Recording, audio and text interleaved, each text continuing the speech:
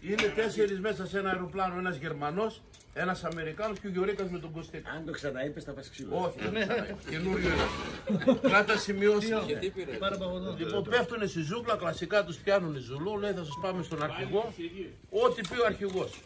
Τους πάει στον αρχηγό, λέει ο αρχηγός θα κάνετε μια κίνηση και άμα ξέρω την κίνηση, στα λιοντάρια θα σας φάμε. Αν αυτός που κάνει την κίνηση δεν ξέρω τι κάνει, ελεύθερος.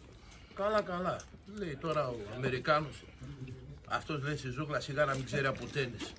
Τον κάνει κλακ, κλακ. Του κοιτάει ο αρχηγός, λέει τένις. Λέει ναι, τι να πει ο Γερμανός, λέει ναι.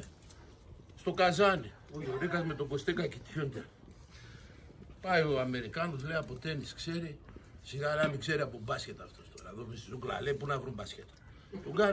Του λέει τον Αμερικάνο, εσύ τι θα κάνεις. Κάνει Αμερικάνος, κλακ. Λέει μπάσκετμπολ. Τι να πει ο Αμερικάνος, ναι.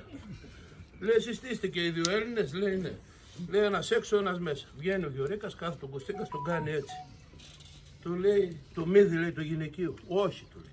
Λέει ενωμένα δάχτυλα. Όχι, του λέει. Λέει τι είναι ρε. Δευτέρα, Τρίτη, Τετάρτη, Πέμπτη ρε, του λέει. Άμα είναι ελεύθερος. Βγαίνει ο Γιωρίκας, του λέει δεν σε έφαγε ρε. Όχι ρε, εγώ λέει τον έκανα το γυναικείο το μύδι, το βρήκε λέει ο Πούστης. Μετά λέει τον είπα Δευτέρα, Τρίτη, Τετάρτη, Πέμπτη και γλίτωσα. Σκέψου λέει και σε κάτι τέτοιο. Εντάξει, μπαίνει ο Κωστίκας, τον κάνει να. Λέει η άρα λέει γυναικεία, όχι του λέει. Λέει ενωμένα παλάμες. Όχι ρε του λέει. Και τι είναι ρε του λέει, Μεγάλη Πέμπτη ρε.